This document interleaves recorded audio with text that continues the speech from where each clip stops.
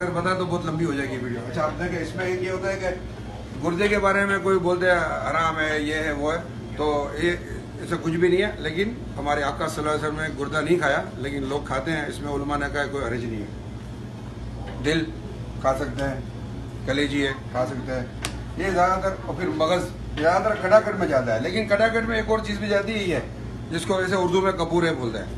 یہ مکروہ تحریمی ہے, یہ نہیں کھا سکتے. نہ یہ کھا سکتے ہیں, نہ یہ بیچ سکتے ہیں, نہ یہ خرید سکتے ہیں, نہ کھلا سکتے ہیں, نہ کھا سکتے ہیں. جو چیز حرام ہے کھانے میں وہ بیچنے بھی حرام ہے, اس کی روزی بھی حرام ہے, اس کی انکم بھی حرام ہے. تو یہ نہیں کھا سکتے, یہ مکروہ تحریمی ہے. پاکستان میں لوگ بڑے مزے سے کھاتے ہیں کپورے اور بولتے ہیں کہ بھائی سب کھاتے ہیں. تو یہ کوئی دلیل نہیں ہے کہ سب کھاتے ہیں تو ہم بھی کھائیں. ایسے تو اتنے لوگ نماز نہیں پڑھتے, تو یہ کوئی دلیل نہیں ہے کہ بھائی اتنے لوگ نماز نہیں پڑھتے ہم بھی نماز نہ پڑھیں.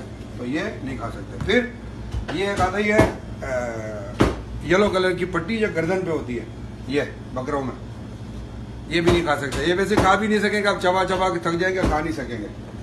تو یہ بھی گئی. پھر جیسے یہ بھی وہی ہے. پھر ایک یہ ڈورا ہوتا ہے, اس کو حرام مغز کہتے ہیں. یہ پٹ میں ہوتا ہے, یہ دیکھیں اس طرح اس کو نکال دینا چاہیے. بہت سے بچر نکال دیتے ہیں, بہت سے نہیں بھی جلد بازی میں. تو آپ گھر پہ اگر آ جائے تو آپ اس کو نکال لیں. ویسے اگر یہ پک جائے کھانے میں تو کھانا حرام نہیں ہوگا, آپ اس کو نکال لیں, نہ کھائیں. اسی طرح یہ گردن کی بیچ میں بھی ہڈی میں یہ نکلتا ہے, یہ اس طرح سے یہ ہوتا ہے, اس کو نکال دیا کریں.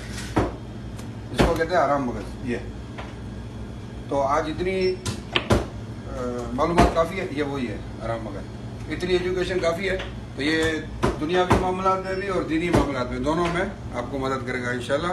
دعا میں یاد رکھے گا. السلام علیکم ورحمۃ اللہ وبرکاتہ.